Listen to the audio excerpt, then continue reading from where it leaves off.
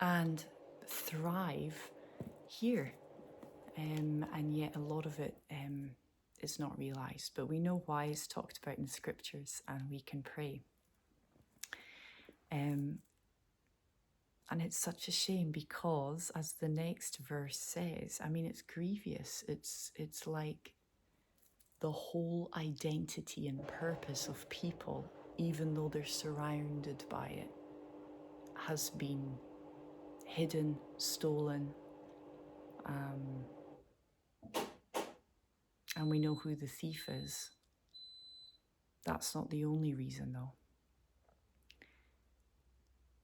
And yet, the law of the Lord is perfect, reviving the soul.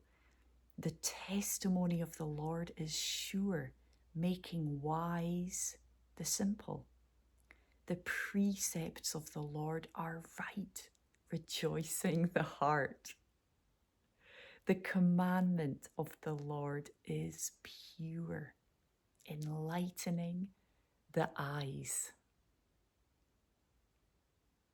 The fear of the Lord is clean, enduring forever.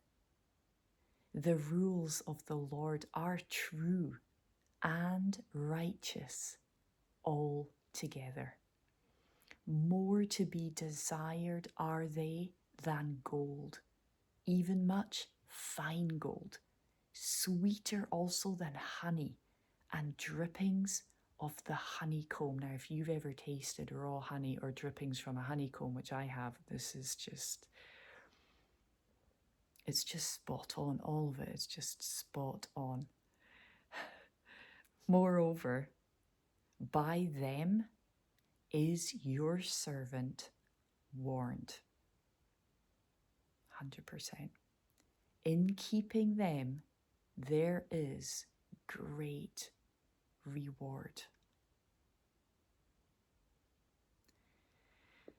And this was what I was ruminating on this morning. Who can discern his errors? Declare me innocent from hidden faults, which I believe are in the depths of our hearts. Keep back your servant also from presumptuous sins. Let them not have dominion over me. Then I shall be blameless and innocent of great transgression. Let the words of my mouth and the meditation of my heart be acceptable in your sight. That's a great thing to ask on a daily basis. O Lord, my rock and my Redeemer. And that journey of operating for self in the world, the black horse to the white, righteous seeking, fruit bearing, that will last horse, is also that incorporation of the redemption, the Lord redeeming you. The old man to the new man, the flesh self way of living to the selfless, serving, spirit-led life of servanthood, holding on to the Lord's hand. It's filled with his redeeming power. And that transition can take time. And when you look back to where he's bringing you or has brought you, especially when you're pursuing that glorious walk of purity and holiness to blamelessness, it is unbelievable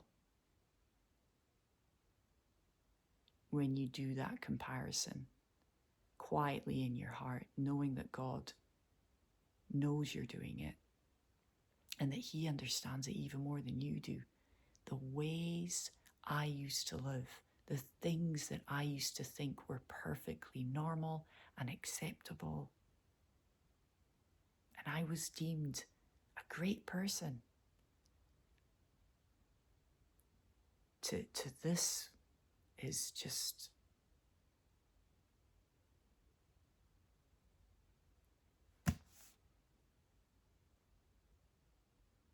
and I wasn't always deemed a great person.